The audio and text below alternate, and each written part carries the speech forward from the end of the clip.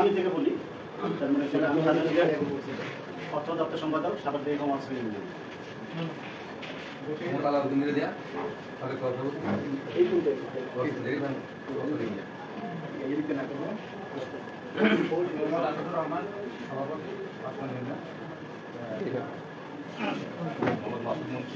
সাধারণ সম্পাদক কেন্দ্র নজরুল ইসলাম সাধারণ সম্পাদক বলেন আপনি নাম বলেন। সদস্য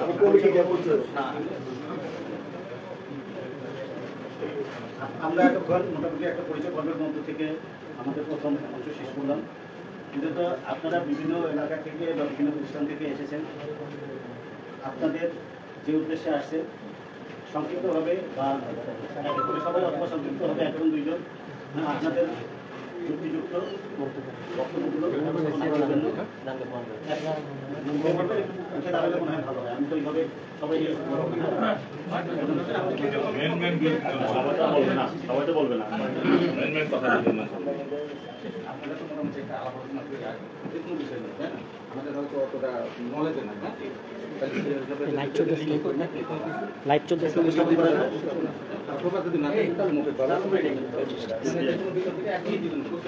চালু করে লাইভ চলতেছে।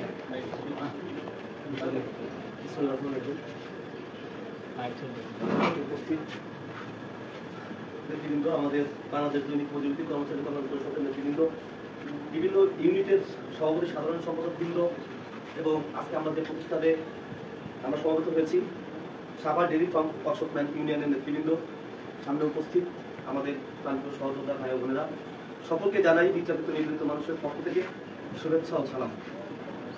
বিষয় হচ্ছে, আপনারা জেনে থাকবেন দীর্ঘদিন ধরে রাষ্ট্রীয়ভাবে কোনো নিয়োগ নেই, চতুর্থ এবং তৃতীয় শ্রেণীতে কোনো নিয়োগ নেই। নিয়োগ না থাকার কারণে শুধুমাত্র দ্বিতীয় এবং প্রথম শ্রেণীতে পদ সৃজন হচ্ছে, পদ তৈরি হচ্ছে এবং নিয়োগ প্রক্রিয়া চলমান আছে। আর মাস্টার রোল বা দৈনিক মজুরিভিত্তিক এবং আউটসোর্সিং প্রক্রিয়ার মধ্য দিয়ে যারা কাজ করছেন, তারা দীর্ঘদিন ধরে বিভিন্নভাবে নির্যাতিত এবং বঞ্চনার মধ্য দিয়ে তারা বৈষম্য শিকার। আমরা এই বৈষম্য থেকে মুক্তি পাওয়ার জন্য 24 আন্দোলনের গণঅভ্যুত্থানের পরে এবং আরো আগে থেকে বাংলাদেশ আউটসোর্সিং কর্মচারী কল্যাণ পরিষদ নামে একটি ব্যানার, সেই ব্যানারের মধ্য দিয়ে সারা বাংলাদেশে 8.5 লক্ষ আউটসোর্সিং কর্মচারী এবং দৈনিক মজুরিভিত্তিক কর্মচারী এবং প্রকল্পের কর্মচারীদেরকে সাথে নিয়ে আমরা দীর্ঘদিন বৃহত্তর একটি আন্দোলন সংগ্রাম করে যাচ্ছিলাম। 24 গণঅভ্যুত্থানের পর সারা বাংলাদেশের মানুষ, মুক্তিকামী মানুষগুলা বৈষম্য থেকে মুক্তি হওয়ার জন্য, তারা অধিকার নিয়ে বাঁচার জন্য আবারও তারা এই সরকারকে তাদের অধিকার জানান দেন। আপনারা জানেন হয়তো, আমরা 2024 সালের 17 আগস্ট একটি মহাসমাবেশ করেছিলাম শাহবাগে। সেই মহাসমাবেশের মধ্য দিয়ে আমাদের সুযোগ হয়েছিল বর্তমান অন্তর্বর্তীকালীন সরকার আমাদের জনাব ডক্টর ইউনূস সাহেবের সঙ্গে এবং তৎকালীন এখন উপদেষ্টা ছিলেন তৎকালীন সময় জনাব নাহিদ ইসলাম স্যারের সঙ্গে আমাদের কথা বলার সুযোগ হয়েছিল যমুনায়। তো কথা বলার পরে তিনি আমাদেরকে আশ্বস্ত করেছিলেন, এই বাংলাদেশে আর কোনো বৈষম্য থাকবে না, এই বাংলাদেশের সকলে তাদের জায়গায় ন্যায্য অধিকার নিয়ে, ন্যায্য সম্মান নিয়ে তারা তাদের কাজের হিস্সা তারা পাবে। এই আশায় আমরা আশ্বস্ত হয়ে আমরা তখন সমাবেশ ত্যাগ করেছিলাম এবং সমাবেশ আমরা সমাপ্ত ঘোষণা করেছিলাম। কিন্তু দীর্ঘ 1 মাস যাওয়ার পরেও আমরা কোনো ফলাফল না পেয়ে আমাদের আবারও এই ব্যানারে 19 অক্টোবর আবারও শাহবাগে আমাদের একটি সমাবেশ করতে হলো। ওই সমাবেশের মধ্য দিয়েও আবার সুযোগ হয় যমুনাতে আমাদের যে কথা বলার, আমরা আবারও কথা বলেছিলাম, কিন্তু বারবার একাধিকবার কথা বলার পরেও কোনো সুফল না পেয়ে আমরা একটি কঠোর অবস্থানের কর্মসূচিতে যাই। সেটা হচ্ছে প্রেস ক্লাবের সামনে আমরা 22 ফেব্রুয়ারিতে আমরা শহীদ মিনারে একটি সমাবেশ করি। সেই সমাবেশের পরে যখন আমরা প্রেস ক্লাবের সামনে আমরা অবস্থান করি, আমাদের কিছু কুচক্রী মহলের মধ্য দিয়ে, পুলিশ প্রশাসনের মধ্য দিয়ে আমাদের সাধারণ কর্মচারীদের আঘাত করে, আমাদের অনেক মা বোনদের রক্তাক্ত করে। আমরা ওই দিনের পর থেকে আমরা অবস্থানে যাই এবং আমরা দীর্ঘদিন ধরে আমরা অনির্দিষ্টকালের জন্য অমরণ অনশনে ঘোষণা করি। সেখান থেকে যখন ওখান থেকে আমাদের প্রোগ্রাম কৌশলগতভাবে পরিবর্তন করে শ্রম ভবনের সামনে আমরা অবস্থান করি, সেখানে তৎকাল সেই সময় শ্রম উপদেষ্টা আমাদেরকে আশ্বস্ত করেন বাংলাদেশের দৈনিক মজুরিভিত্তিক আউটসোর্সিং এবং প্রকল্পের কর্মচারীদেরকে দুইটা কমিটি করে, একটা টেকনিক্যাল কমিটি অর্থ মন্ত্রণালয়, শ্রম মন্ত্রণালয় এবং আমাদের প্রতিনিধিদেরকে সাথে নিয়ে এই সকল সমস্যা এবং নীতিমালা পরিবর্তন করবেন। আরেকটি কমিটি করবেন যেটা বর্তমানের আর্মি পার্সনদেরকে দিয়ে অ্যাটাক কমিটি করবেন, যে কমিটির মাধ্যমে যাদেরকে চাকরিচ্যুত করা হয়েছে এবং বিভিন্ন জায়গাতে বিনা কারণে চাকরিচ্যুত করা হয়েছে সেই চাকরিগুলা নিরসন করার জন্য, তাদেরকে পুনর্বহাল করার জন্য আরেকটি কমিটি করবেন। কিন্তু অত্যন্ত দুঃখের বিষয়, একটি কমিটি করা হয় কিন্তু আরেকটি কমিটির আজও কিন্তু আমরা কোনো সেই কমিটির দৃশ্যমান আমরা দেখা মেলেনি। যে টেকনিক্যাল কমিটি হয় সেই টেকনিক্যাল কমিটির মধ্য দিয়ে দুটো মিটিং শেষ হয়। শেষ হওয়ার পরে কথা ছিল অর্থ মন্ত্রণালয়ের সঙ্গে শ্রম মন্ত্রণালয়ের সঙ্গে অ্যাডজাস্ট করে একটা মিটিং, একটা কমিটি করে একটা মিটিং করবেন, কিন্তু সেই মিটিংটি না করে এবং শ্রম কমিশনের যে প্রধান জনাব সুলতান আহমেদ শ্রম সংস্কার কমিশনের রিপোর্ট ছাড়া আপনারা দেখেছেন 15ই এপ্রিল প্রধান উপদেষ্টা বৈশাখীর উপহার হিসেবে আউটসোর্সিং এবং দৈনিক মজুরিভিত্তিক কর্মচারীদের জন্য একটি নীতিমালা প্রণয়ন করেছেন। সর্বপ্রথম আমরা দৈনিক মজুরিভিত্তিক কর্মচারীরা একটি নীতিমালা পেয়েছিলাম। সেই নীতিমালাটা আমাদের কাছে, যদিও সরকারের কাছ থেকে আমাদেরকে বলা হয়েছিল যে এই নীতিমালাটা আমাদের জন্য উপহার, কিন্তু আমরা দেখলাম এটা পুরোটাই আমাদের জন্য উপহাস। কেন? আমরা রাতে ছিলাম দৈনিক মজুরিভিত্তিক কর্মচারী, সকালে হয়ে গেলাম দৈনিক সাময়িক কর্মচারী, সাময়িক ভিত্তিক কর্মচারী, সাময়িক শ্রমিক। এবং এই নীতিমালাতে পরতে প্রতিটা বাক্যে, প্রতিটি শাখা প্রশাখায় কর্মচারীর রক্ত চূষণ ছাড়া কিছু নাই। আমরা যদি এতে করে বিশ্লেষণ করে দেখাই, আজকে যদি সেই নীতিমালা থাকে, এই নীতিমালাটা আমরা সংশোধন চেতাম, কিন্তু এই নীতিমালাতে কোনো জায়গায় এই রাষ্ট্রের যত আইন বলেন, যা কিছু বলেন, সবকিছু হয় এই রাষ্ট্রের কর্মচারী বলেন সাধারণ জনগণের কল্যাণের জন্য। কিন্তু এই নীতিমালাতে কোন রকম কোন কল্যাণ, তিল পরিমাণ কল্যাণ নেই, পুরোটাই অকল্যাণ। যার কারণে এই নীতিমালাকে আমরা প্রত্যাখ্যান করি এবং এই নীতিমালাকে আমরা সংশোধন চাই না। এই নীতিমালা টোটালি আমরা বাতিল চেয়ে আমরা জুনায়েদ সাকিব ভাই সহ শ্রম কমিশনের প্রধান সুলতান আহমেদ সহ আমরা প্রতিটা জায়গায় যারা শ্রমিকদের নিয়ে কথা বলেন, আমরা প্রতিটা সংগঠনের কাছে আমরা দ্বারস্থ হয়েছি এবং তাদেরকে আমরা বুঝিয়ে বলেছি যে আমাদের কাউকে এই নীতিমালায় কোন শ্রম আইন বিধি, প্রতিটা শ্রম আইন বিধি লঙ্ঘন করেছে, তারা কোন শ্রম আইন তোয়াক্কা করে নাই। এবং আপনারা জানেন কাউকে অধিকার দিলে সে অধিকার হরণ করা যায় না, কিন্তু এই নীতিমালা অধিকার হরণ করেছে। বিগত সালে 2003 সালে যে একটি পরিবর্তন হয়েছে, ওই পরিবর্তন 19 লেখা আছে স্পষ্ট, একজন দৈনিক মজুরি ভিত্তিক কর্মচারী কাজ দেয় মজুরি নেয় হিসেবে 6 মাস 1 বছর হিসাবে তাকে নিয়োগ দেওয়া যাবে, কিন্তু এই নীতিমালাতে বলছে 22 দিনের বেশি কোন কর্মচারীকে রাখা যাবে না।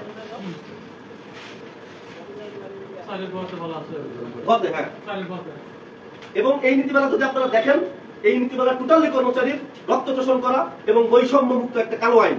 এই জন্য এই আইনকে আমরা প্রত্যাখ্যান করে, এই নীতিমালাকে আমরা প্রত্যাখ্যান করে একটি প্রতিবাদ সাংবাদিক সম্মেলন করেছি এবং সেখান থেকে আমরা হুঁশিয়ার একটি বার্তা দিয়েছি যে আমাদের এই নীতিমালা যদি দ্রুত পরিবর্তন করে দৈনিক মজুরিভিত্তিক কর্মচারীদেরকে বাঁচার অধিকার যদি না দেওয়া হয়, দুটো ডাল ভাত খেয়ে বাঁচা থাকার অধিকার যদি না দেওয়া হয়, তাহলে আগামীতে আমরা 29শে জুন যেখানে শ্রমিকের কথা বলার জায়গা, শ্রমের রক্ত দিয়ে, ঘাম দিয়ে, অর্থ দিয়ে যে শ্রম ভবন, সেই শ্রম ভবনে এই কর্মচারীরা তাদের ন্যায্য অধিকারের জন্য শ্রম ভবন ঘেরাও করবে। সেই অধিকার আদায়ের জন্য আমরা প্রতিটা প্রতিষ্ঠানে আমাদের যারা সহযোদ্ধারা আছেন, আমাদের কোনো ভয় নেই। আমরা এখনো অনেকেই তারা তাদের পরিবারের উপর নির্ভরশীল, মন চাইল না চাকরি ফেলে দিয়ে বাপের টাকা খরচ করে বিদেশ চলে যেতে পারি। কিন্তু আজকে যারা আমাদের বয়োজ্যেষ্ঠ, যারা দীর্ঘদিন এই কোথায় 40 বছর 30 বছর পরিশ্রম করছেন, স্থায়ী তো তাদের করলেনই না, বরঞ্চ তাদেরকে এখন অসম্মানিত করছেন। আমরা সম্মান মেনে নেব না। এই জন্য এই সমাবেশকে সফল করার জন্য আমরা প্রতিটি প্রতিষ্ঠানে যাচ্ছি এবং যারা আমাদের অভিভাবক, বাংলাদেশ চতুর্থ এবং তৃতীয় শ্রেণীর সরকারি সমন্বয় পরিষদ, সরকারি কল্যাণ পরিষদ, কল্যাণ ফেডারেশন থেকে শুরু করে সকল নেতৃবৃন্দ, আমাদের হারেস ভাই, রমিজ ভাই, আজিম ভাই থেকে শুরু করে যারা আমাদের আছেন কেন্দ্রীয় কমিটির সকল নেতৃবৃন্দদের কাছে আমাদের এই মেসেজটি তাদেরকে পৌঁছে দিয়েছি এবং তারা আমাদেরকে সর্বত্র সহযোগিতা করবে। পাশাপাশি প্রতিটা জায়গায় প্রতিষ্ঠান সিবিআই আমাদেরকে সহযোগিতা করবে। এই বলে আমি আমার বক্তব্য সংক্ষিপ্ত করছি। সকলের সঙ্গে দেখা হবে 29 তারিখে রাজপথে। আল্লাহ হাফেজ। ধন্যবাদ।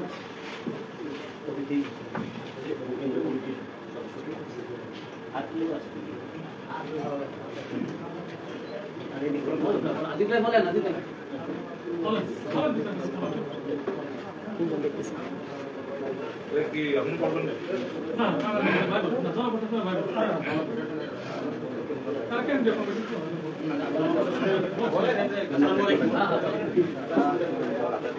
মোটামুটি সবকিছু আমাদের শিশির ভাই সবই বলছে। আমি মোহাম্মদ আশিকুর রহমান রাসেল, আমি জনপ্রশাসন মন্ত্রণালয়ে আছি দৈনিক ভিত্তিক কর্মচারী।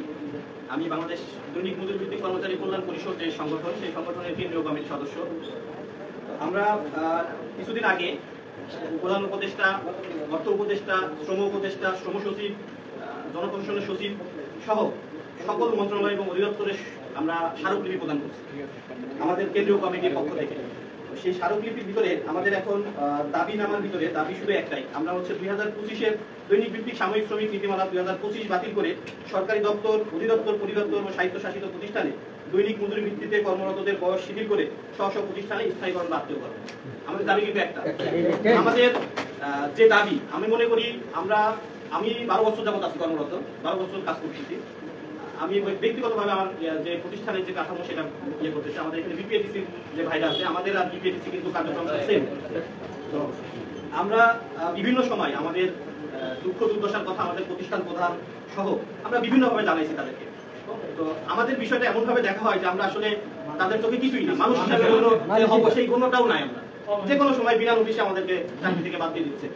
আর এই 25-এর নীতিমালা যদি বলবৎ থাকে, সামনের যে দিনগুলো আসতেছে আমাদের ভয়াবহ খারাপ অবস্থা হবে। 22 দিনের বেশি আপনাকে মজুরি দিতে পারবে না, 22 দিনের বেশি আপনাকে নিয়োগ করতে পারবে না, অথচ কাজ করা বেশি দিয়ে করাচ্ছে অলরেডি। আমরা এইসব বিষয়গুলো নিয়েই আগামী 29 তারিখে আমরা বিভিন্ন মহলে আমরা অলরেডি কেন্দ্রীয় কমিটির পক্ষ থেকে সমস্ত রাজনৈতিক দলের নেতৃবৃন্দ ম্যাক্সিমাম আমরা তাদের সাথে কথাবার্তা বলেছি এবং আমাদের দুঃখ দুর্দশার কথাগুলো তাদের কাছে তুলে ধরেছি। এবং শ্রম সংস্কারের প্রধান কমিশনার যিনি সুলতান মাহমুদ স্যার, উনিও আমাদেরকে বলেছেন যে স্মারকলিপি প্রদান অনুষ্ঠান শেষে একটা আলটিমেটাম দেওয়ার পরে আমরা একটা কর্মসূচিতে যাবো। সেটা আমাদের অবস্থান কর্মসূচি, লাগাতার কর্মসূচি আগামী 29 জুন রবিবার সকাল 9টা থেকে শ্রম ভবনের সামনে বিজয়নগর। এটা আমাদের লাগাতার কর্মসূচি। আমাদের এমন না যে একদিনের কর্মসূচি, একদিন না, আমাদের দাবি যতদিন না আদায় হবে আমরা ততদিন এই শ্রম ভবনের সামনে থেকে উঠবো না ইনশাআল্লাহ। আমাদের দাবি আমাদের স্থায়ী করতে হবে। আমরা দৈনিক মজুরি ভিত্তিক নীতিমালা যেটা 2025-এর, এই নীতিমালা বাতিল চাই। আমাদের দাবি একটাই। তো এই বলে আমি আমার বক্তব্য শেষ করছি। ধন্যবাদ সবাইকে।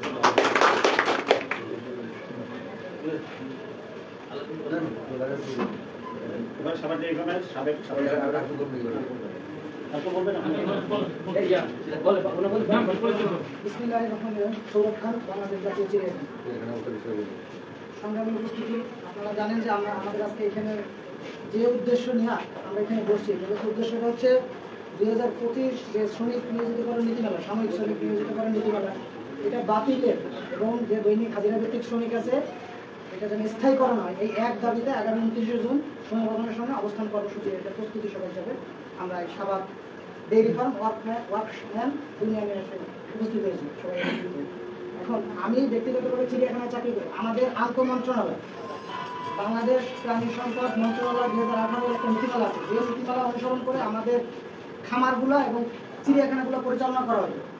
এই নীতিমালার আওতায় আমরা ছিলাম, এই নীতিমালা দিয়ে আমাদের পরিচালনা করা হয়। কিন্তু যেদিন থেকে এই নীতিমালা পাবলিশ করা হয়েছে ওই দিন থেকে আর ওই নীতিমালা ফলো করা হচ্ছে না। এটা নিয়ে আমরা বারবার আমাদের যে পরিচালক মহোদয় তার সাথে কথা বলেছি, উনিও আমাদের সাথে কথা বলেছে, একত্রিত হয়ে বসছে।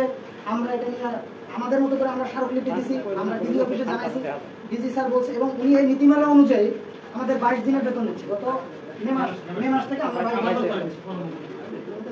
আমাদের কথা হচ্ছে এই নীতিমালাটা 15 এপ্রিল 2025 খ্রিস্টাব্দে পাবলিশ হয়েছে এবং উনি বলতেছেন যে এই নীতিমালা অনুযায়ী যদি আমার ফলো করতে হবে, আমি প্রতিষ্ঠান প্রধান যেহেতু একটা নীতিমালা হয়েছে আমাদের অবশ্যই ফলো করতে হবে, এছাড়া আমার কোনো উপায় নেই। আর আমরা আমাদের উপর মহলকে, আমাদের অধিদপ্তরকে, আমাদের মন্ত্রণালয়কে আমরা জানাচ্ছি যে এইভাবে আসলে খামারগুলো চলে না। আমাদের 30 দিনই কার্যক্রম থাকে, আমাদের সবসময় প্রয়োজন লোক। দৈনিক হাজিরা ভিত্তিক শ্রমিক এখন চিড়িয়াখানায় বেশি সংখ্যক, মোটামুটি 65 জন 70 জনের কাছাকাছি গত সরকারের থেকে দৈনিক হাজিরা ভিত্তিক শ্রমিক প্রায় সমতুল্য বা একটু বেশি। সেই উপায়ে আমাদের তো এখন 22 দিনের বেতন দিচ্ছে, মানে পুরো আমরা এখন জেলায় শ্রমিকই, সেরকম একটা বিষয় হচ্ছে। এই নীতিমালা অনুযায়ী হ্যাঁ আমাদের সবার, কিন্তু আমরা খোঁজ নিয়ে দেখছি যে আমাদের ডেইরি এটা ফলো করতেছে না, আমাদের কেন্দ্রীয় মুরগি খামার এটা ফলো করতেছে না। আমরা এটা ডিসি স্যারকে জানাইছি, ডিসি স্যার আমাদের এই মর্মে আশ্বস্ত করছে যদি কোনো প্রতিষ্ঠান প্রদান দিতে পারে ওটা তার দায়ভার, এটা ডিসি অফিসের দায়ভার না। এবারে তো ধরা হচ্ছে, এখনই তো সুযোগ ছিল। এখন হচ্ছে ওটা তাদের দায়ভার, এটা দায়ভার ডিজি অফিস না। আর আমরা আমাদের মতো করে চেষ্টা করছি, আমাদের ডাইরেক্টরের সাথে সাথে আমরা যে স্মারকলিপিটা প্রদান করছি ওটা ডিজি মহোদয়কেও দিছি, উনি আমাদের ডাইরেক্টর মহোদয়কে যেটা দিছি উনি ওটা ফরওয়ার্ডিং করে দ্রুত ওই দিনের ভিতর ডিজি মহোদয়ের হাতে পৌঁছেছে। এটা হচ্ছে ঈদের ছুটির আগের দিন। স্যার আমাদের আশ্বস্ত করছিল যে 15 তারিখে অফিস খুলবে, 15 তারিখের পরে সচিব মহোদয়ের সাথে উনি করবে, এটাই এইভাবে আসলে এই নীতিমালা হতে পারে না। এবং আমাদের যে পরিচালক মহোদয়, ডিজি মহোদয় দুজনে অত্যন্ত দুঃখ প্রকাশ করছে যে আসলে এই ধরনের কোনো নীতিমালা শ্রমিকদের জন্য হতে পারে না। এটা তারা বুঝে, কিন্তু তাদের হাতে করণীয় কিছু নাই এটা বলতেছে, এবং এটা মানতে বলতেছে যে আমার হাতে করণীয় কিছু নেই, আমি এটা তোমাদের মানতে হবে, যেহেতু অর্থ মন্ত্রণালয় করছে। এবং এখানে বলা আছে যে অর্থ মন্ত্রণালয়ের সাথে যদি কোনো দপ্তর প্রতিষ্ঠানের প্রয়োজন হয়, অর্থ মন্ত্রণালয়ের সাথে আলোচনা সাপেক্ষে এটা সংস্কার করা যেতে পারে। কিন্তু সংস্কার করা যেতে পারে আসলে যে কতটুকু করা যাবে এই জন্য আসলে আমার মন্ত্রণালয় বা আমার দপ্তর চেষ্টা করতেছে, কিন্তু আসলে এটা আমরা আশ্বস্ত না, এটা আমরা বিশ্বাসযোগ্য হতে পারি। কারণ আমার দৈনিক হাজিরা ভিত্তিক শ্রমিক ভাইরা সারা বাংলাদেশের বিভিন্ন প্রতিষ্ঠানে ছড়াই ছিটিয়ে আছে। আমরা হয়তো যে একদিন আমাদের জন্য আলাদা একটা নীতিমালা বা আমাদের একটু আলাদা সুযোগ দিল বা আমাদের জাতীয় চিড়িয়াখানা হিসাবে, এটা তো হতে পারে। আর এটা আমরা গ্রহণ করে স্বাচ্ছন্দ্য বোধ মনে করি। আমরা চাই বাংলাদেশের যত দৈনিক হাজিরা ভিত্তিক শ্রমিক আছে সকলের সমান অধিকার থাকে, সকলের চাকরি যেন বয়স ভিত্তিক এবং যোগ্যতা অনুসারে পর্যায়ক্রমে অন্তত স্থায়ীকরণ করা, এটা হচ্ছে আমাদের মূল দাবি। এই দাবিকে সামনে রেখে আমরা 29শে জুন শ্রম ভবনের সামনে অবস্থান করেছি। তাই বলে আমি আমার সংক্ষিপ্ত বক্তব্য শেষ করছি। আমি ওই মাত্র আপনার চিড়িয়াখানা থেকে আসলাম। আমাদের প্রতিষ্ঠানগুলো বিশেষ করে প্রাণী সম্পদ অন্যান্য প্রতিষ্ঠানও সব যেখানে কাজ করে সেখানে তার কাছে অনেক কষ্ট হবে, আপন অনেকে।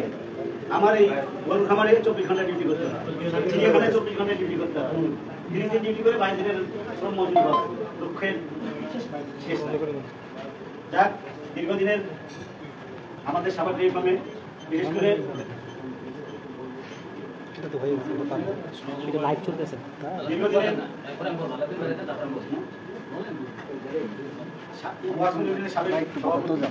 সহসভাপতি আলাউদ্দিন মিদা ভাই কিছু বলবেন, যিনি এই এমআর শ্রমিক নিয়ে অনেক কাজ করছেন, অনেক আন্দোলন সংগ্রামের সাক্ষী আমার দেখা, তাই তাকে কিছু বলার জন্য কথা বলেন না। উপস্থিত আছে বিভিন্ন সদস্য থেকে আগত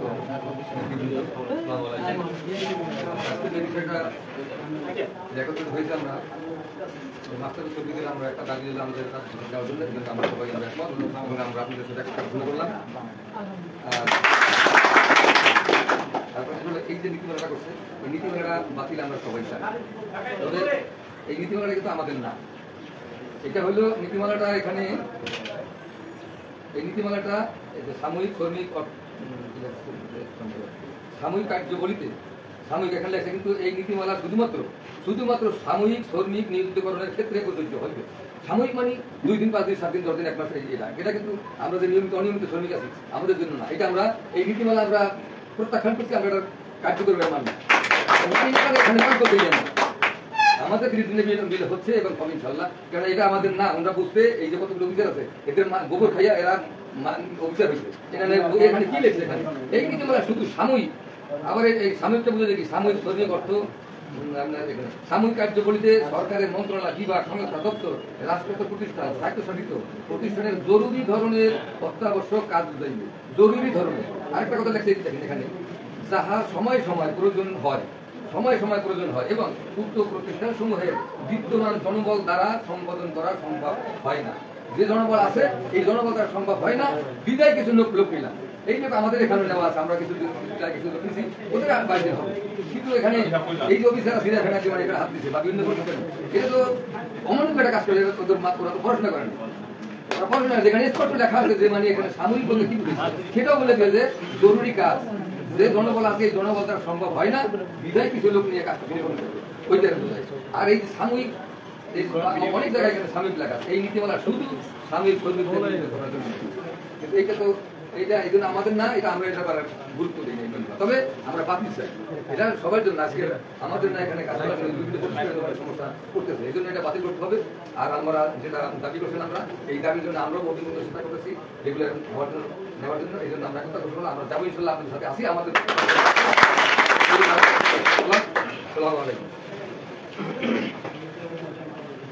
এবারে আরেক আন্দোলন সংগ্রামের সাথী, যিনি এই নীতিমালা নিয়ে দীর্ঘদিন কাজ করছে, তার সংস্পর্শে আমিও কাজ করছি, আমাদের সভাপতি সেক্রেটারি মহোদয় কাজ করছেন।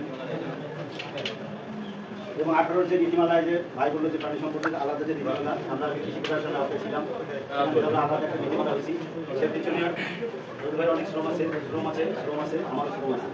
হ্যাঁ, সাবাটি এভাবে আমার জন্য যে গোষ্ঠী আছে সেটা একজনের সুফলের জন্য সবাই খুশি হয়। এই নীতিমালাটা পেয়ে আমার সাবাটি এরকম খুশি হয়েছিল। আজকের যে এই বিশৃঙ্খলাটা সেটা দেখে সবাই দুঃখ প্রকাশ করছে যে কি হচ্ছে। তাই যাই হোক, ব্যাখ্যা সহ সুন্দরভাবে দিক নির্দেশনামূলক বক্তব্যের জন্য আমি সবিনয়ের সাবেক সাধারণ সম্পাদক নজরুল ভাইকে কিছু বলার জন্য আহ্বান জানাই। বিসমিল্লাহির রহমানির রহিম। আজকের এই সভা সম্মানিত সভাপতি, উপস্থিত সভাপতি, সাধারণ সম্পাদক এবং দূর দূরান্ত থেকে বিভিন্ন ধর্ম থেকে আগত শ্রমিক কর্মচারী ভাই বোনেরা, আসসালামু আলাইকুম। আমি একটু দ্রুত কথা বলি আর কি, ঠিক আছে?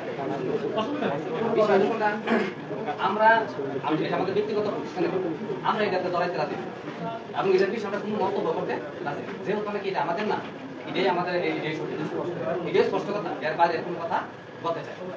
কারণ এনে দেখেন 18 থেকে 58 বছরের নিয়ম দিচ্ছে সে, অর্থমন্ত্রণালয় না 18 থেকে 58 বছর পর্যন্ত এই নীতিমালা নিয়ে করা যাবে। তাহলে তারা কারা? 58 বছরের কি কিছু থাকে? তাহলে তুই 5 দিন ডিউটি করে তাহলে এই লোক কাজে করাইবো দিনারিকে সামনে রেখে একটা প্রতিযোগ হিসাবটা, তাই না? কিন্তু দেখা গেছে কোনটা যে তারা আপনারা সাহিত্য আছে, প্রতিষ্ঠান আছে বা চিড়িয়াখানার মতো জায়গায় যেত, উনি করে রেখে কথা, এটা আসলে আমাদের মধ্যে অনেক কষ্ট লাগছে, অনেক দুঃখ লাগছে, ঠিক আছে? আমাদের এনে এক মুহূর্ত হতে পারবেন, এক মুহূর্ত পারবেন, কিন্তু কেন দিয়ে তুলতাম শ্রমিক দিয়ে চিড়িয়াখানা এই কাজটা বাস্তবায়ন করলো, এই বিষয়টা আমাদের বলতে মনে হয়। কারণ দিদি স্যার যে কথাটা নাকি আমি বলবো, এখানে বলবো যে আমাদের দিদি স্যারও এই বিষয়টা বলছে যে তার প্রতিষ্ঠানের দায়িত্ব, দিদি স্যার দায়িত্ব, তাহলে উনি কেউ কম বেশি কথা বলছিল, কিন্তু কম বুঝে নাই। তাহলে তখন আপনারা কি কাজটা করছেন তাহলে বলেন না কেন? আজকে আমি এই নীতিমালার কারণ কি আমার পেনশন, আমার ছুটি, আমার মাতৃত্বকালীন ছুটি, আমার বোনা সবকিছু বাঁচে গো। আর এই বিষয়টা কি বাংলাদেশে কোনো সরকার করে বা পৃথিবীর কোনো সরকার করে যে কোনো সুবিধা দিয়ে কারিয়ে নেয়? কত সুবিধা সামনে না দিতে পারে, কিন্তু সুবিধা দিয়ে তো কারিয়ে নেওয়ার কোনো উদাহরণ পৃথিবীতে নাই। আমরা কেন এই নীতিমালার বিষয়ে এত কল্পনা এত রকমের তথ্য এবং এত রকমের আলোচনা আমরা কর্মকর্তারা কানদারি করি, এটা তো আমি প্রশ্নই মনে করি, ঠিক আছে? তবে আপনাদের সাথে একটা জিনিস আমার পছন্দ হয়েছে, যেটা তখন এটা আমরাও করি, যে এটা নাগরিক বিরোধী, দেশ বিরোধী এবং সরকারি অফিস বিরোধী। কারণ যার কারণে এটা আমাদেরকে শতবার এটা বাতিল করার প্রচেষ্টা গ্রহণ করতে হবে, সবাই ঐক্যবদ্ধ হবে। এটা হলো আমার অনুরোধ বা দাবি। আরেকটা বিষয় হলো এই যে আমাদের ড্যাগ ইউনিয়ন পানি সম্পদ, আমি অন্য দপ্তরের কথা বলবো না, ঠিক আছে? আমাদের এটা কিন্তু সারা দেশব্যাপী মানে আন্দোলন সংগ্রাম করে যায় এই ড্যাগ ইউনিয়ন। পানি সম্পদে একমাত্র এই ড্যাগ ইউনিয়নের মাধ্যমে সুযোগ সুবিধা আসে এবং সুযোগ সুবিধা তারা পায়। এই যে 18 নীতিমালা দিতে আছে সম্পূর্ণ আমাদের হাতে নিজে করা। এখন আমরা মন্ত্রণালয় ম্যাডামের সাথে বসে করছি, নিজের ইচ্ছা মতো করছি, ঠিক আছে? কিন্তু জানে প্রতিষ্ঠানগুলো কি কেউ জানে বাংলাদেশে পাচ্ছি, এখানে বলতে পারবে না আমরা কোথা থেকে সুবিধা পাচ্ছি। এই পর্যন্ত আমরা কোনো প্রতিষ্ঠান থেকে 10 লাখ টাকা সংগ্রহ করিনি, ঠিক আছে? কারণ আমাদের এটা শ্রমিকরাই আমাদেরকে সহায়তা করে এবং তাদের মাধ্যমে আমরা আমাদের যে সুবিধাগুলো পাই সেটা সারা বাংলাদেশ পায়, ঠিক আছে? এই যে হাজিরা চিঠি, এবার তো আমরা হাজিরা চিঠি বৃদ্ধির জন্য দিচ্ছি 1950 টাকা হাজিরা বৃদ্ধির চিঠি দিচ্ছি, কিন্তু যদি এটা না হইতো তাহলে কিন্তু আমরা ঠিক ওইটা বাস্তবায়নের একটা লাইনে আমরা যাইতাম।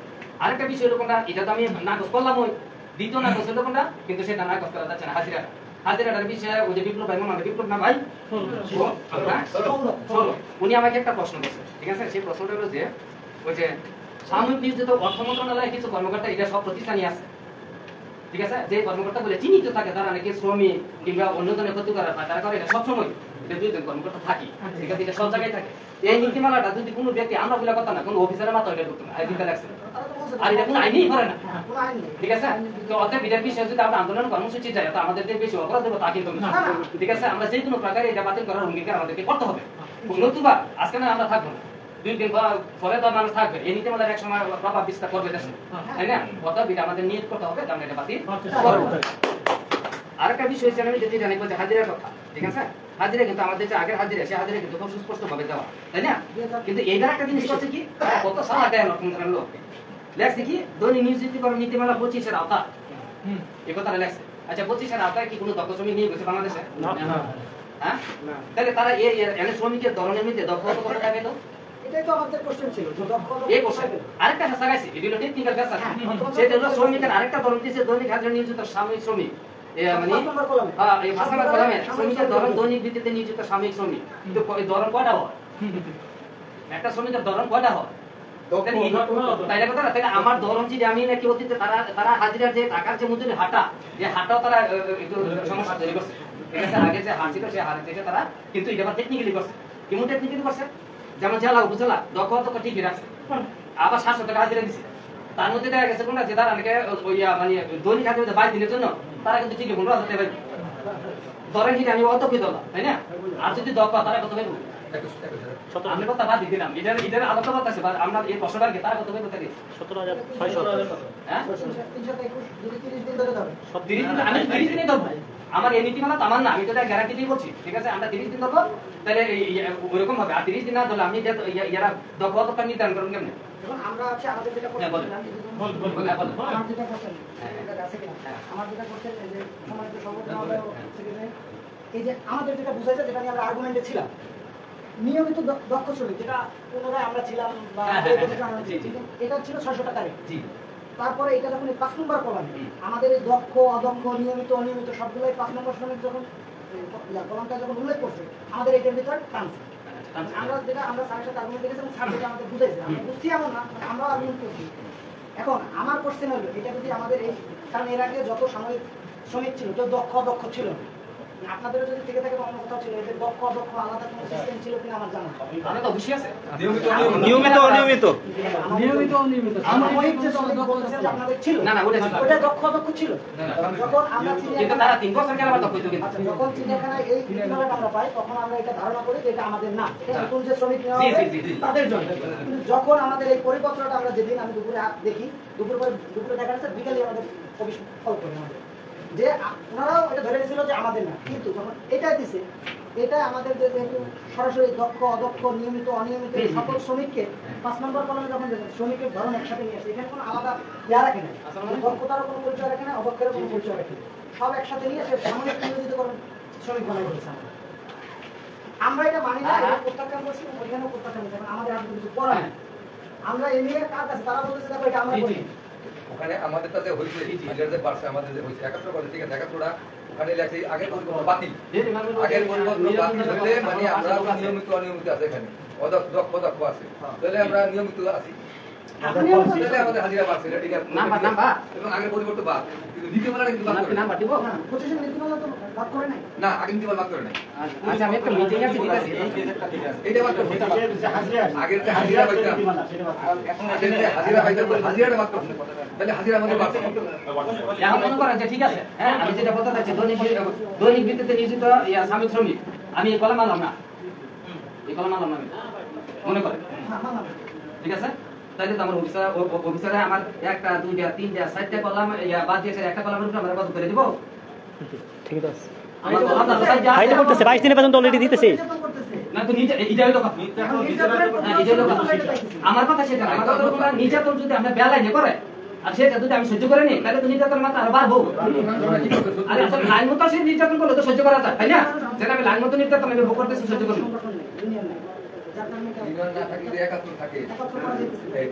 সেটা বলেন, আমরা আপত্তি সংকটের কারণে সংকটটা সৃষ্টি হয়েছে, ঠিক আছে? কিছু সংকট ম্যাক্সিমাম প্রতিষ্ঠানে আজকে আমি বলতেছি কোনটা, এই নীতিমালাটা আমরা চিড়িয়াখানা মুরগির বান্ধব না, সারা বাংলাদেশে হচ্ছে, তাহলে আমাদের খামার তো আরো আছে, তাহলে হ্যাঁ তো বোনাস স্থানে বুঝতে হবে ভাই এই সংকটে বলছি আমরা 12টা নাকি অফিস আছে, সেখান থেকে তো বোনাস আসে না, কোথা থেকে তো বোনাস আসে না। হ্যাঁ, এখন কিন্তু আমাদের এই নীতিমালাটা তো চালু কিন্তু আমি যদি এখানে কি জানি ঢুকছে মনে হয়, জিনে ধরছে হ্যাঁ, ওই জিনিসটা বার করতে হবে আর কি, বুঝছেন? কারণ এখন মনে করেন যে ওই যে ডিজিটাল করছিল যে বিয়ে পদাধিকার ঢুকাই দিতে পারি, সেটা তো কাম হতো না। আমি ওই জিনিসটা কেন্দ্রীয় এটা চিড়িয়াখানা, এটার যে ক্ষমতা এটা যদি এইসব হ্যাঁ, তারপরে যদি কাজ হয়, যদি অর্থমন্ত্রী মনে করে যে না তার অধিকার পেতে হচ্ছে, তাহলে আমরা ইয়া দিয়ে নিই, আমরা দিয়ে দেবো, ঠিক আছে? কিন্তু ভাই আমার কথা হলো কথা সরকার অনেক পছন্দ করে আপনারা প্রায় আপনারা বিরক্ত করে কথা বলে বললেন। প্রশ্ন হচ্ছে বন্যা যখন হয়, এক জায়গায় চোরের ঘর থাকে, আরেক জায়গায় সাধুর ঘর থাকে, আর এক জায়গায় পীরের ঘর থাকে। পানি কিন্তু শুধু চোরের ঘরে ঢোকে না, পীরের ঘরেও ঢোকে, সাধুর ঘরেও ঢোকে। আমি একটু বলি, সারা বাংলাদেশে দৈনিক মজুরি কর্মচারী নীতিমালার বাইরে কিছু সংখ্যক জায়গায় বেতন পায়। নীতিমালা যদি থাকে 575 পায়, কিন্তু বিভিন্ন প্রতিষ্ঠানে আমি কোট করে বলতে পারবো এই সকল প্রতিষ্ঠানে বেশি পায়। যেমন আমার প্রতিষ্ঠান ঢাকা মেডিকেল কলেজ হাসপাতাল, আমরা কিন্তু পাই 650। কিভাবে পাই? সেটা হচ্ছে জরুরি ভিত্তিতে দেখানো করোনা বা বিভিন্ন মহামারীকে দেখিয়ে পরিচালক তার নিজস্ব পাওয়ারে এবং হেলথ মিনিস্ট্রি এবং অর্থের সঙ্গে একটি রেজুলেশন তৈরি করে তারা 100 টাকা বৃদ্ধি করে বেতন দিচ্ছে।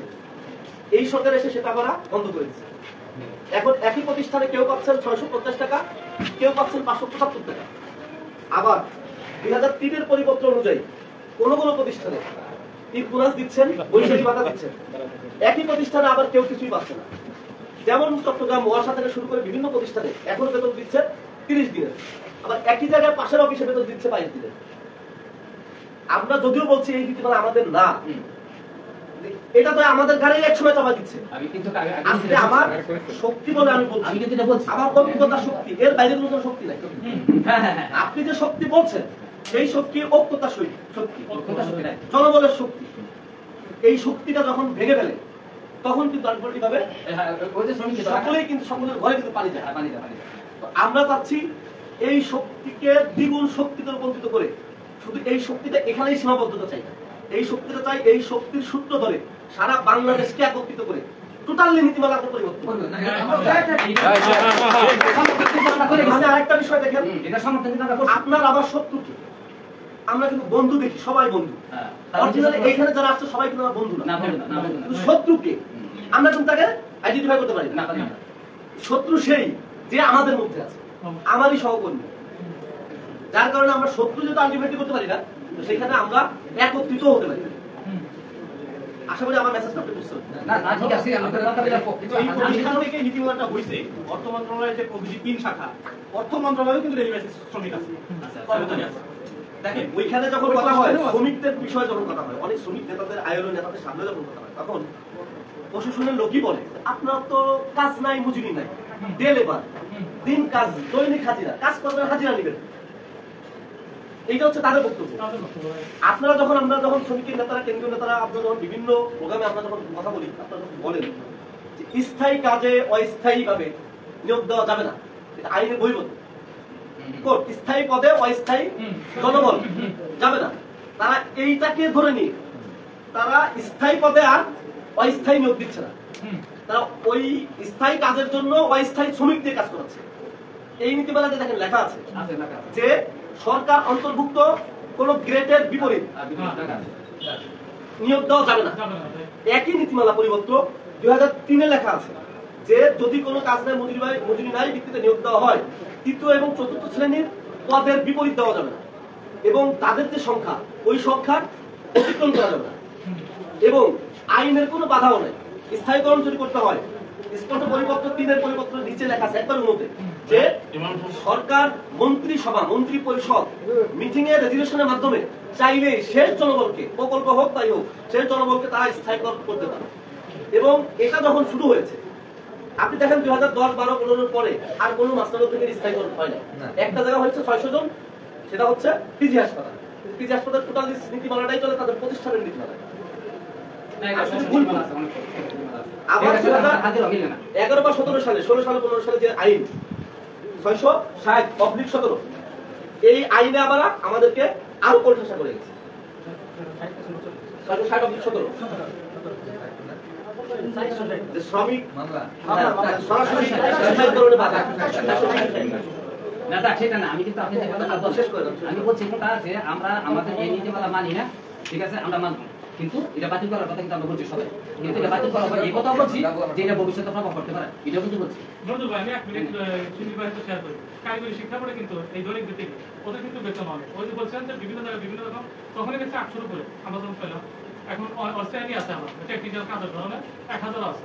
এখন আমি যে কথা অ্যাড করলাম, সরকার চাইলে পারে আউটসোর্সিং, নারী শিশু ট্রাইব্যুনালে 53 সব পারে সরকার। হ্যাঁ, আউটসোর্সিং থেকে রাজস্ব খাতে নিচ্ছে। আপনার চিটাগাং সিটি কর্পোরেশন আমাদের সব অর্ডার আছে। এটা কিন্তু 23 বা ওই আওয়ামী লীগ গভর্নমেন্টের প্রতিষ্ঠানটা নিতেছে আইন মন্ত্রণালয়, নারী কর্মসংস্থান মন্ত্রণালয় 113 জন 20 21 এটা কিন্তু আমাদের সব অর্ডার আছে। আমি আপনার নতুন ব্যাগ সব ডকুমেন্ট দেবো। নারী শিশু ট্রাইব্যুনাল 53 জন অফিস সহায়ক আর 7 জন ড্রাইভার। আর আপনার অফিস কলকারখানা অধিদপ্তর হলো 113 জন অফিস সহায়ক রাজস্ব করে নিচ্ছে আউটসোর্সিং থেকে। আউটসোর্সিং আর আমরা কিন্তু এক না, আমরা সরাসরি প্রতিষ্ঠানের আন্ডারে। সেখানে হয়তো বাইরে শিশু ভাই বলছে যে তোমাদের কাজ আছে, মজুরি আছে, তোমাদের না কাজ আছে, মজুরি আছে, এই কথাটা কেন উত্থাপন করা হয়? এটা তো বাতিল হইছে অনেক আগে। এটা আমরা এটাই চাই, আমাদের সম্মিলিতভাবে রাষ্ট্রের কাছে আকর্ষণ করতে হবে। আপনি যে বললেন কত 650 টাকা পান, তাই না? কিন্তু এখানে সিটি যেটা দেওয়া সেখানে আমরা দেখুন 500 আগে দেখ আগে বর্তমানে এখন জুলাই থেকে এখন আমরা এই নীতিমালা কার্যকর করে নাই। এই নীতিমালাতে স্পষ্ট করা আছে যে জুলাই থেকে কার্যকর হবে। কিন্তু বিভিন্ন প্রতিষ্ঠান এখনই শুরু করছি 15 তারিখে প্রজ্ঞাপন হবে, 16 তারিখে চালু হবে এবং এটার কোনো প্রতিবাদ আমি এই রাস্তা দেখি নাই। ওরা তো এটা বাতিল করতে পারে বেতনটা দরকার না আমরা সুবিধা আমার ওখানে দিবেন না এখানে পরিবর্তন এটা কিন্তু দেয় নাই। বাতিল হবে আর কি কার্যকর শুরু করবে এই তো এটা তো স্পষ্ট এটা বাতিল হবে না, হ্যাঁ এটার আলোকেই ওইটা দিবে। ওটা দেবে আর এই যে নিজস্ব নীতিমালা, পরিবর্তনটা বাতিল নিজস্ব নীতিমালা যেগুলো প্রতিষ্ঠানে আছে, এই নীতিমালা তো বলছে যে সংশোধন করতে হবে, অর্থাৎ ওই নীতিমালা এই নীতিমালাকে ফলো করার জন্য বলছে। এই নীতিমালা জারি হওয়ার পর থেকে যে সকল প্রতিষ্ঠানের নিজস্ব নীতিমালা আছে সব এখানে বাতিল। স্পষ্ট বলছে যে এই সকল নীতিমালা বাতিল করে এই নীতিমালা অনুসরণ করতে হবে। আমরা যে কথা বলতে আপনারা ঠিক আছে এটা বলি তো আমি নি করছি যে কোন একটা আলোক তো আমরা নিতে নি করে চালাইছি ঠিক আছে তো মৌসুমী শ্রমিক বা সাময়িক শ্রমিক যদি আমাদের মধ্যে থাকে তাহলে এটা তো সংশোধন করব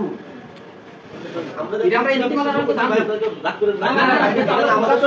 ঠিক আছে জানা এবং বোঝা হচ্ছে। হ্যাঁ বুঝতে আপনি যে বললেন মৌসুমী শ্রমিক, এই নীতিমালা কিন্তু মৌসুমী শ্রমিক। হ্যাঁ, কিন্তু আমার ওই নীতিমালা আসলে একজন শ্রমিক কিভাবে সাময়িক শ্রমিক হয়? বছরের পর বছর কাজ করছে, 30 বছরের একজন কর্মী 30 বছর ধরে কাজ করছে। আমাদের প্রশ্ন ওই প্রশ্ন আমরা 30 দিনের বেতন নিয়ে আমাদের দৈনিক মজুরিতে কর্মচারী সকলেই কিন্তু সকলে একটা পোস্ট ক্যারি করে। আচ্ছা কিন্তু এই নীতিমালাতে বলছে যে কাজ স্থায়ী জনবল দ্বারা বা পোস্টের জনবল দ্বারা সম্ভব না। ধরুন আপনার এই অফিসের সামনে 2000 ইট পড়ে আছে, একজন এখানে একজন ডিউটি করে, তার এখানে রিসিপশনের কাজ, সে তো রিসিপশনের কাজ ছেড়ে ওই ইট সরাতে পারবে না। তো তার ওই ইটগুলো সরানোর জন্য তার 5 দিনের জন্য বা 7 দিনের জন্য কিছু শ্রমিক দিতে হবে। এটাই হচ্ছে সাময়িক শ্রমিক। কিন্তু দেখেন আপনি জাতীয় পত্রিকাগুলোর নিউজ যদি আপনি ফলো করেন, তারা দেখেন নিউজগুলো হেডলাইন কিভাবে করছে, কাদেরকে দিয়ে হেডলাইন করছে এবং এই নীতিমালা প্রতিটা প্রতিষ্ঠানে এস্টাবলিশ করছে। আর হাজিরা এটা যেটা বলছেন হাজিরার সাথে এটা কোনো প্রতিষ্ঠানে কোনো সাথে মিলবে না যেমন আমাদের সাথে ইউনিভার্সিটি মিলবে এটা মিলবে না এটা তো তারটা প্রতিষ্ঠানে কিন্তু আমাদের যে আমার 22 দিন তারা বেশি যখন আমাদের পরিচালনা আমার কিন্তু প্রতিষ্ঠানের কাছে আমাদের যে কথা এটা বললাম, মিলবে তখন তিনি বলছেন আমার তো মেডিকেল তো পাশে দিতে না আর কি হবে বলার কিছু নাই এখন কত না যে সিদ্ধান্ত আছে সেই সিদ্ধান্ত এটা হয়তো আমার পরিচালনা সব সমস্যা নেই বা তার মানুষের প্রতি ভালোবাসা যে মানুষগুলো এই নীতিমালা তৈরি করছে এদের তথ্য সরি আছে না না আছে আছে এদের তথ্য সরি আছে না খুব ব্রেনিং তৈরি করছে এই নীতিমালা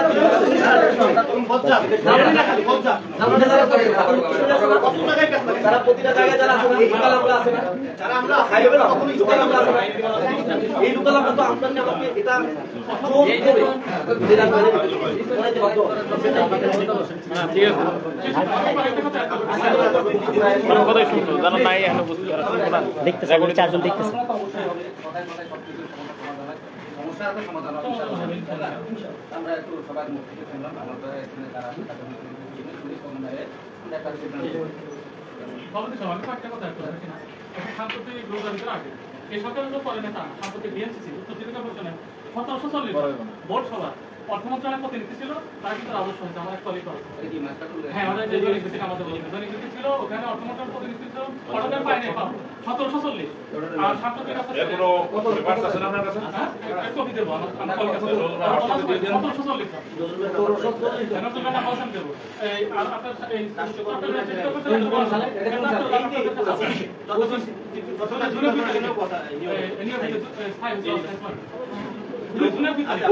সমিতি তো কিন্তু তারা কন্টিনিউ স্থায়ীকরণ করে নিচ্ছে, এটা প্রতিষ্ঠান চাইলে ধাপে ধাপে করে নিচ্ছে, ওইখানে বাধা নাই। আপনার আমার এখন আমি আমরা আমাদের উপদেষ্টার সাথে আমরা 30 তারিখে বসছিলাম, ওই যে ইয়া ছিল শ্রম কমিশনের চেয়ারম্যান ছিল, হ্যাঁ ওনার সাথে বসছিলাম, কিন্তু উনি কিন্তু খুব ভালো কথাই বলতে গেছিলেন যে সম্মান নির্বাচন করার পর ঠিক আছে। এবার আমাদের উপদেষ্টা আসলো, ওনার সাথে বললাম কিন্তু আসলে তো এই সরকার হইলে কি কেউ সাথে কেউ এরকম বিষয়গুলো আধুনিক না ঠিক আছে, যে যেখানে যাতে সেখানে সেই কথাটা দিয়ে কিন্তু বাস্তবে আমরা দিতে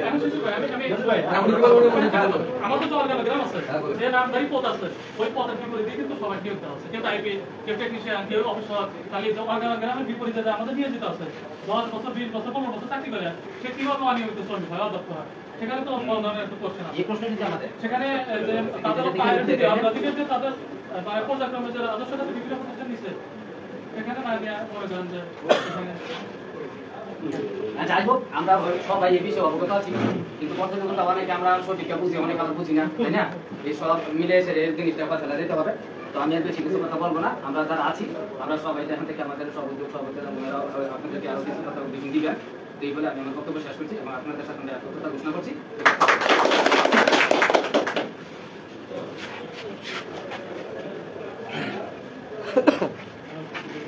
2025 নীতিমালার বাতিলের আজকের এই আয়োজনের প্রস্তুতিমূলক সভার সমাজ সভাপতি উপস্থিত আছেন সাবেক সাধারণ সম্পাদক,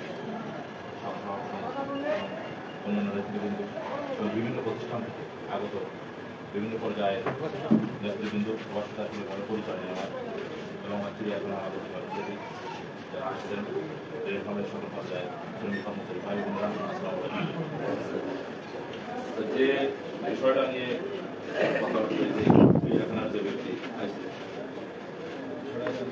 যে কোনো বিষয় দাবি দেওয়া যে কোনো বিষয় আদায় করতে গেলে সবাই ত্যাগ করতে গেলে আমাদের এই জায়গায় কিন্তু নেতৃত্ব চ্যালেঞ্জ আছে। নজরুল ভাই কিন্তু আমার প্রতিদ্বন্দ্বিতা, কিন্তু যে কোনো বিষয় আমি আর উনি কিন্তু ডাক দিলে আমি ডাক দিলে উনি আসেন, আমরা সব একসাথেই যাই। আপনাদের যে বিষয়টা আমি যদি জানছি আপনাদের তিনটা আচ্ছা যাও একদম ম্যানেজমেন্টের সঙ্গে গোপনে কাজ করে প্রশাসনে যারা সুবিধা নেবে, ঠিক আছে? আমাদের কিন্তু যারা আছে জিজ্ঞেস করেন আন্দোলন সংগ্রাম করে ইনশাল্লাহ এই জায়গায় বৈশাখী ভাতা দিনের ভিতরে আদায় করছে, জিজ্ঞেস করেন এক ঘন্টার ভিতরে। এবং আমরা ব্যর্থ ভাই, আমরা ব্যর্থ। সারা বাংলাদেশের প্রাণী সম্পদ অধিদপ্তরের সব থেকে বড় প্রতিষ্ঠান এই ওয়াকফ ডেয়ারি ফার্ম এইদিকে সবাই যে ভ্রান্তি করে, তা এই শ্রমিক ভাইদের দাবি দেওয়ার বিষয়ে আমরা কোনো নমিনে করে খাই না, কোনো সম্মানও দেখাই না, জায়গায় আদায় করি। এই প্রতিষ্ঠান এটা আমাদের শক্তিশালী প্রতিষ্ঠান, এই প্রতিষ্ঠানের থেকে আমরা এই সব দাবি দেওয়া আপনারা যে বিষয় নিয়ে আসছেন সেটা আমার এখানে কিন্তু এই বিষয়টা একদম মিডিয়া এই মাসে 30 জনের বেতন দিচ্ছে। আমাদের এখানে সব মাস্টারের লোকরা আছে 30 জনের 23 দিনের বেতন করছিল, আমি ছিলাম আমার সহ 30 দিনের পরে 1 ঘন্টার ভিতরে আবার 8 দিনের বেতন করছে। এই হচ্ছে এই জেলার সফলতা। আর দ্বিতীয় কথা হচ্ছে কি যে এখানে 7 নম্বর তো আমি একটা জিনিস আছে দেখছেন না পড়ি যার যার প্রতিষ্ঠানের যদি কোনো নীতিমালা থাকে সেইগুলো ওই অর্থ মন্ত্রণালয়ের সাথে সমন্বয় করতে হবে। আমরা এইসব অর্থ মন্ত্রণালয়ের সাথে সমন্বয় করবো না। আমরা এই জায়গায় যখন বাস্তবায়ন করতে যাবে এই জায়গায় বাস্তবায়ন হবে এ বলাও লাগবে না, শুধু একজনও বলে দেবো সব হাজির দেবো ইনশাল্লাহ অফিস দেবো আসলে ওটা আগে বাতিল করবো, আমার বেতনটা বলে যেটা আছে সেটা। আর হলো যে কোনো বিষয়ে ইউনিটি না থাকতে পারে কিন্তু ওই যে ওনার যে পারমাণবিক শক্তির কথা বলছে, ওনার এখানে 100 শ্রমিক আছে, এই যে পারমাণবিক ওনার কোনো ট্রেড ইউনিয়ন নেই, কোনো ইউনিয়ন নেই। আমি কিসের বলে কথা বলছি? আমি তো এই জায়গায় 80 বলে কথা বলছি, আমি ওই শক্তির বলে কথা বলছি। আমার আইনগত ভিত্তি আছে, ওটা 1972 সালে প্রতিষ্ঠিত, আমি তো ওই কথা বলে কথা বলছি। আপনার যে বিষয়গুলো আমরা একটা ট্রেড ইউনিয়ন করি, ট্রেড ইউনিয়নের জন্য যে যে জিনিস প্রয়োজন সেই ধরনের সহযোগিতা ইনশাল্লাহ করবো আমরা। আপনার ওখানে তার মাধ্যম আছে, অলরেডি আমি নতুন কথা বলছি। তার মানে কিন্তু আপনি ওই ইউনিয়ন যদি না করেন, আপনি একা একা গাড়ি বাড়াবেন, আপনি একা একা সুবিধা নেবেন কর্মকর্তার সাথে কোনো কিছু মাও পারবেন না। আমি ভালো একটা বাসা নেবো, আমার যদি চাকরি দেয়, ভালো একটা দেয়, কাজ দেয় না, বেতন 2 পয়সা কম দেয়, দিক কিছু করতে পারবেন না। আমরা কিছু করতে ইউনিয়ন লাগবে, ইউনিয়নের মাধ্যমে করা লাগবে। আচ্ছা এই যে নীতিমালা, এই নীতিমালার বিষয় কিন্তু 2 দিন আগে কিন্তু এই জায়গায় উপদেষ্টা করে দিচ্ছিলাম ওই নজরুল ভাই সভাপতি আমরা কিন্তু সার্কুল দিচ্ছি যে সব নীতিমালা এগুলো আমরা মানি না, আমাদের এটা বাস্তবায়ন করা ঠিক আছে। এখন ওই উনি বলতেছেন যে শ্রমিক ইউনিয়নের জায়গায় কিন্তু সমাবেশ আমাদের কাছে অলরেডি কিন্তু একটা চিঠি আসছে এবং কোনো বছর ফেডারেশন ফেডারেশন নামে একটা সংগঠন আমরা কিন্তু ওই সংগঠনের সাথে জড়িত। উনি আছে, আমি আর পদাধিকার বলি, এখানে যে সভাপতি সেক্রেটারি থাকে তারা ওই ইউনিয়নের ওই ফেডারেশনের সহসভাপতি এবং আমার একটা সদস্য আছে, নির্বাহী সদস্য, আমি নির্বাহী সদস্য, উনি সহসভাপতি ওই ইউনিয়নের। এবং যখন মিটিং হয় আমরা সেই জায়গায় যাই। আপনার প্রেস ক্লাবে 2বার মিটিং হয়েছে, নজরুল ভাইও গেছিল সাথে, আমার উপদেষ্টা রয়েছে মিটিং হয়েছে, সেখানে আমরা গেছি। আবার এই যে 29 তারিখের কথা আপনি বলছেন, ও কিন্তু মিটিং রাখছে প্রেস ক্লাবের সামনে সমাবেশ, মানববন্ধন সমাবেশ আছে। এই বিষয় একই কিন্তু এখন আপনি কি তাদের সাথে কোনো যোগাযোগ আছে কিনা আপনার?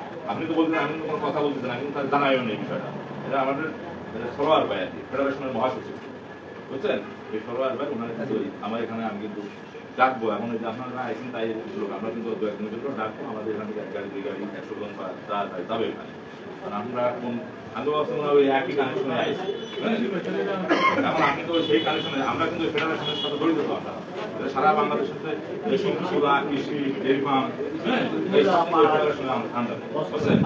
আচ্ছা শুনেন আর একটা কথা, এই যে বিষয়টা আপনি বলতেছেন যে এই জিনিস কেন করছে, আমি এই যে এই সরকার ক্ষমতায় আসার পরে ফেডারেশনের সভাপতির সাথে আমি ওই আমাদের যে মৎস্য প্রাণী সম্পদ উপদেষ্টা ওনার ওখানে গেছি।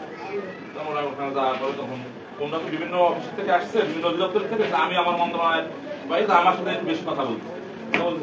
আমার আপনাদের এখানে আমার মন্ত্রণালয়ের লোক, আপনি আপনার এখানে কি সমস্যা বলেন তো, আপনার এখানে কি অনিয়মিত কোনো লোক আছে, মৌসুমী কোনো লোক আছে, বা কেউ বেতন পাচ্ছে না এরকম আছে? আমার এটা সমস্যা নাই, আমার সব নিয়মিত। আর আমাদের এই চিড়িয়াখানায় কিছু অনিয়মিত শ্রমিক আছে। আর হলো ওদের যে বিষয়টা তুলা রেশনটা সময় এই সরকারের কাছে যে কমপ্লেনটা আছে সেটা যার পরিবেশটি থেকে দাঁড়িয়ে হয়েছে, তারা বলতেছে তাদের যে কর্মকর্তারা তারা বাজেট নেয়, বাজেট নিয়ে 10 জনের কাজ করে, মৌসুমী শ্রমিক 10 জনের কাজ করার পর 100 জনের বিল উঠায়, 100 জনের বিল করে, বুঝলেন কিন্তু কথাটা, 10 জনের কাজ করায় 100 জনের বিল করে, 90 জনের খেয়ে আসছে না। হ্যাঁ, এই জিনিসটা উপদেষ্টা করতে সহকারী সাথে সাথে কিন্তু পাট মন্ত্রণালয়ের ওনার ঘটনা করতেছে, আমার বারবার প্রশ্ন করছে না, আমি আমার হয় না, আমার ডেলি ভালো হয় না, আমি কথা বলে কোনো হয় না, তোমার হওয়ার কোনো সুযোগ নেই, বুঝলেন না, এটা হওয়ার কোনো সুযোগ নেই। যার কারণে উনি কিন্তু ওই সাথে সাথে 2-3 জন উপদেষ্টার সাথে যোগাযোগ করছে, আমরা যেটা থাকা খাই, আমরা 1 ঘন্টা 10 মিনিট ছিলাম ওনার রুমে, বুঝছেন। বিষয়টা কিন্তু এই মূল বিষয়টা কিন্তু এই, আপনাদের কি আপনার ব্যাংক অ্যাকাউন্ট আছে না, তোমার টাকা ব্যাংকে জমা প্রতিষ্ঠানে আছে, ব্যাংকে টাকা জমা হয় না, ওই শ্রমিকদের ব্যাংকে টাকা জমা হয় না, ওনরা করে যে 10 জন দিয়ে ধান টাকায় পাট টাকায় তারা এই 100 জনের বিল করে ওই বাজেট খেয়ে, বুঝতে পারছেন। এগুলো যারা সালাতরা এগুলো খেয়ে কাজ করছে 10 জন, এবং নিয়মিত কাজও করা আছে না, কিন্তু দেখা যাচ্ছে 1 মাসের ভিতরে 20 দিন কাজ করা আছে, 10 দিন কাজ করা আছে, 6 মাস কাজ করতে 6 মাস বসে থাকতেছে, এই অবস্থা, যার পরিপ্রেক্ষিতে এই জিনিসগুলো হয়েছে। এখন আপনারা আসছেন, আমাদের সাধুবাদ জানাচ্ছি, আমি এই নীতিমালা এই নীতিমালা বাঞ্চাই হোক, কারণ এই নীতিমালা এটা কোনো কাজের নীতিমালা, এই নীতিমালা খারাপ, ওদের বলে একটা অবস্থা স্বাভাবিক যে একটু না বলবে সেটা বসবেই না, এর ভিতরে কি আছে। আমার মূল কথা হচ্ছে এখানে আমার এই জায়গায় বাস্তবায়ন হয় না, এর করতে দেবো না, এর যত আমার কিন্তু এই নীতিমালা বাঞ্চা হোক, এটা আমিও চাই। আপনাদের আসছেন, আপনার আমাদের যে লোকজন আছে, জনবল আছে, দিন যাবে, আমাদের প্রোগ্রামের কথা বললাম, যাবে, যাওয়া পরে এটার সাথে সমাবেশে যোগ দেবে এবং আমাদের দ্বারা যাবে, এটা বাঞ্চা হোক, এটা আমি চাই, ঠিক আছে। কিন্তু যেহেতু অস্ত্রে লেখালেখি অস্ত্রে সমাবেশ লেখালেখি যারা আসবে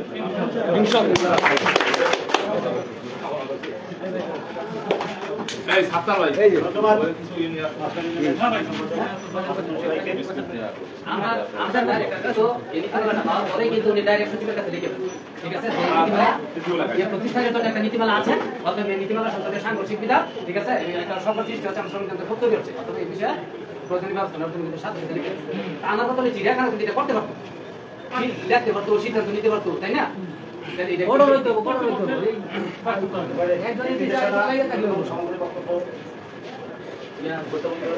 সবিনয় সংগঠনের সভাপতি আসাদুর রহমান আসে সাহেবকে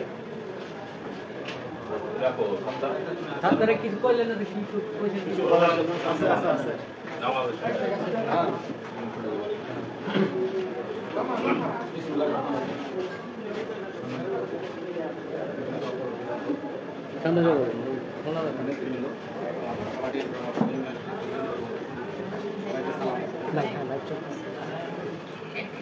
সবথেকে আমার ভালো লাগছে দীর্ঘদিন পরে আমাদেরকে এতটুকু করলে যে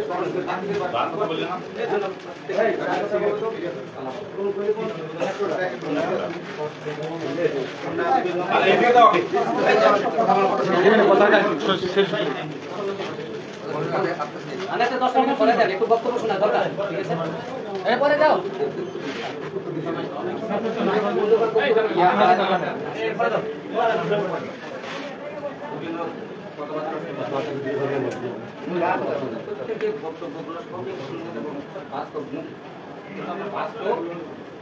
আর কোন সাইডে পাচ্ছেন একটাই আমি মনে হয়, কারণ এটা আমরা আমার সেক্রেটারি সমন্বয়, এটা আমি বিশ্বাস করি, আমি এটা বিশ্বাস করি এই কারণের জন্য আমার একই দপ্তরে পাশাপাশি প্রতিষ্ঠান চিড়িয়াখানা ডেলি অন্তত পক্ষে যদি তারা একটু স্মরণ করতো যে আমাদের এখানে 22 দিনের বেতন হচ্ছে, 30 দিনের না হয়, বৈশাখী বেতন পাচ্ছি নি, বৈশাখী ভাতা পাচ্ছি নি, উৎসব ভাতা পাচ্ছি নি, আপনারা পাচ্ছেন আমাদেরকে।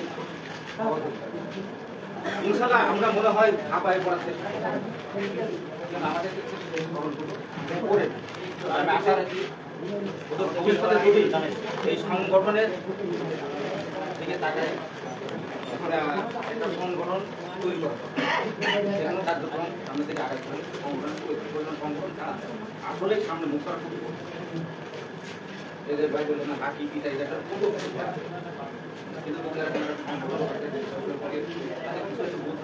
চিন্তা ভাবনাকে বলা একটা চিন্তা ভাবনাকে বলা ওই ভাই একটা আছে যে সুন্দর কথাবার্তা বলি দীর্ঘদিন নিয়োগ হয় আপনারা হয়তো মানে 3-4 বছর ওখানের মতন আর আমার সারা ডেলি 59 সালে এই ভাইয়ের বয়স হচ্ছে 65 সে মানুষটা উঠে গেছে আমরা কিচ্ছু করতে পারি শুধুমাত্র আমাদের ভিতরে কিছুটা বিনোদন থাকতে হবে। বিনোদনটা কি সেক্রেটারি বিনোদন অফিসারের সাথে একটা লিয়াজত যে কোনো কাজ করতে হলে ভাই অফিসারের সাথে লিয়াজত আমার সেক্রেটারি এখানে যা হান্দি মানতে মানে আমি লিয়াজত সেটা এইরকম একটা শক্তি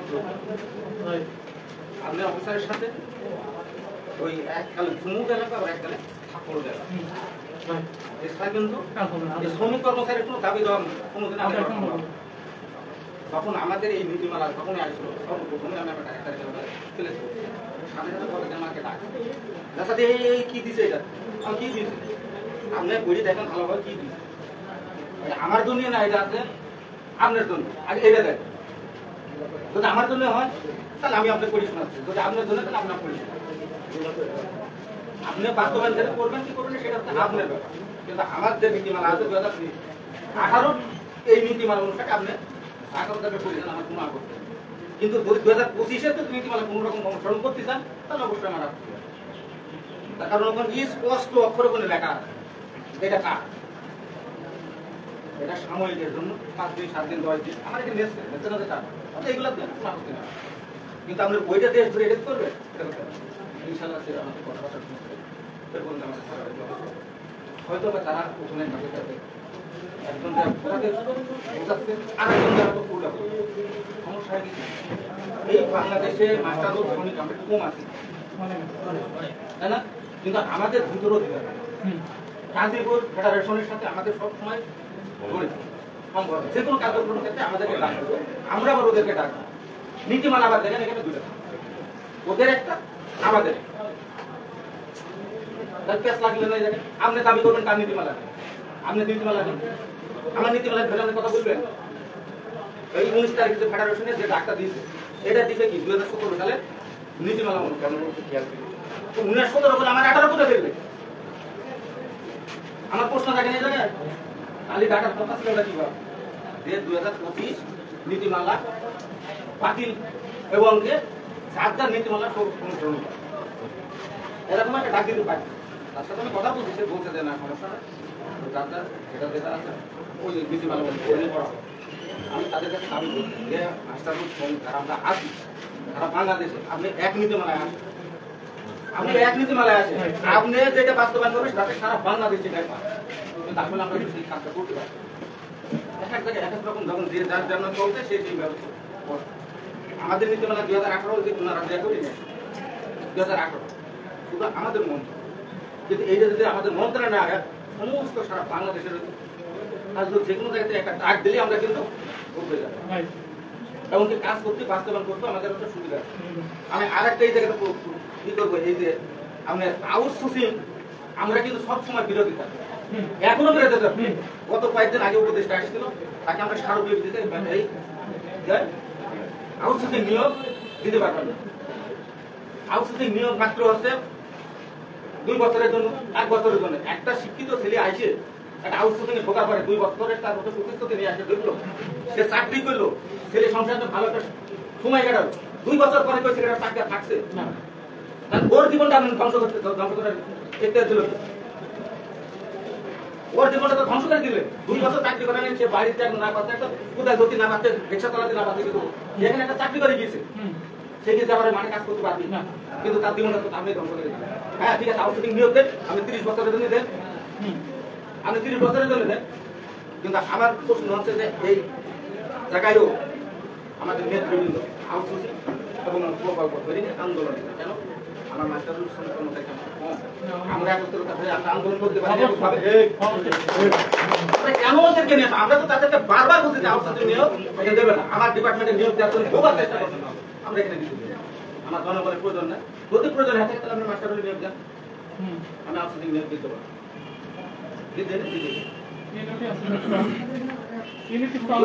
এই জন্য আমি বলছি যে হ্যাঁ আপনাদের দাবি দেওয়ার সময় সবাই আমরা এখনো আমরা আলোচনাতে করছি, আমরা 19 তারিখে আমরা যাবো, এর আগেও গিয়েছি 29 তারিখ এর আগেও গেছি, এখনো আমরা যাবো ইনশাআল্লাহ।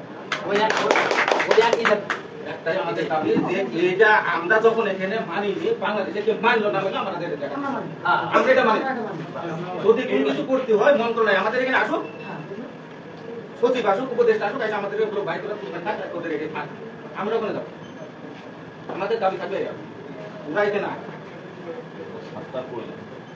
এখানে আয়, আমাদের দাবি দেওয়া এই আমরা ঘেরাও করছি, ঘেরাটা ছাড়া 5-6 জন এটাই হবে আছে ইউনিট, কিন্তু আমরা ভাই আসলে কথা বলে একদম এইটাই সবচেয়ে আমার খারাপ।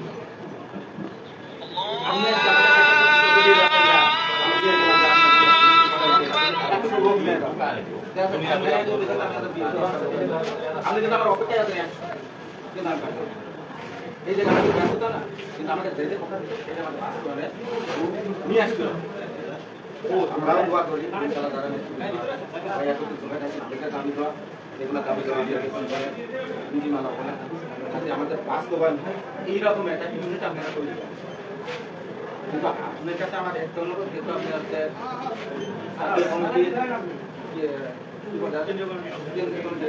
সদস্য পদে আপনি যায়, তারপরে গুরুত্ব একটা কোনো পদ, আমি এই পদটাকে আমি ছোট মনে করিনি। হ্যাঁ আপনার কাছে একটা দাবি থাকবে, সেটাই হচ্ছে আমরা কথা বলবো হচ্ছে নাস্তা বলবো, আমরা আউটসোর্সিং প্রকল্প আমরা কোনো কথা বলবো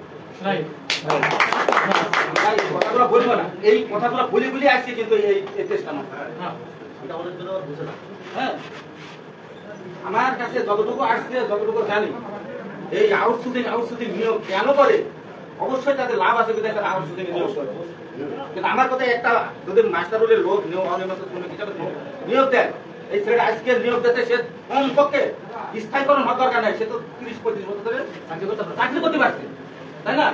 কিন্তু একজন আউটসোর্সিং লোক যখন ভোগছে সর্বোচ্চ 3 বছর, অতিরিক্ত 5 বছর, এটা আমি নিজে প্রমাণ, আমাদের এখানে প্রমাণ। এরকম নিয়োগ দেওয়ার পরে নিয়োগ দিতে দেওয়ার 5 বছর পরে একটা ঠিকাদার নতুন লোক, ঠিকাদার নতুন লোক, তারপর এটা কেন এর অবশ্যই কোনো রকম আক্ষেপই আছে এখানে অর্থনৈতিক ব্যবস্থা করা। আমি মনে করি এই কারণে যদি তারা সরকার বিশেষ করে ওই তাতে ওই বাস্তবায়ন না করে, আপনি এই জিনিসটা অবশ্যই মাথায় রাখেন, কিন্তু আপনাদের যোগাযোগ আছে প্রত্যেকের সাথে, আর আপনারা যারা আসছেন সেই দাবিদারদের সাথে আমরা 100% এক, এটা নিয়ে আমরা নিশ্চিত। আমরা কখনো কারোর অসহযোগিতা করি না, আমরা পারলে সহযোগিতা করি, কিন্তু অসহযোগিতা আমাদের এখানে আমরা অনেকে অনেক রকম কথা বলি, সময় নেই আমার সবাইকে এখানে আসার জন্য ধন্যবাদ, এবং আবার তাতে এখানে আসে মাঝে মাঝে খাওয়া দিন ধন্যবাদ জানিয়ে আমি একটা কথা বলবো, কথা তো অনেক বলে বলে না, 460 একটা জাজমেন্ট উনি অত্যন্ত মূল্যবান কথা বলছে, 1 বছরের টেন্ডার আউটসোর্সিং একটা ঠিকাদার আপনার বলবো 1 বছর 2 বছর একটা মার্ক আসার পরে 104 একটা জাজমেন্ট পাচ্ছেন তখন যে একদম শ্রমিক 5 বছর 10-20 তিনি জীবনের প্রয়োজনীয় সময় পরিষেবা দিয়ে গেল, ভারতবর্ষে রাষ্ট্রে তাকে যন্ত্র ছেড়ে দেওয়া এরকম বিভিন্ন রাষ্ট্রবিদ্যুৎ উদ্ধৃতি দিচ্ছে, এবং ভারত পুলিশের ধর্মণ্ড মানে 8-13 বছর যারা ছিল তাদের রাজস্ব পেয়ে গেছে আমাদের এরকম এমপ্লয়। কিন্তু আমরা কথায় কথা এখানে আউটসোর্সিং প্রকল্পটা নিই, পদেশে কিন্তু আমরা স্ট্রং পজিশন, সেই জিনিসটা কিন্তু আমরা ভুলে যাই, আমাদের মতো অনেক খবর নাই কিন্তু দরকার আমরা এটা আমাদের আদালতের রায় আছে কিন্তু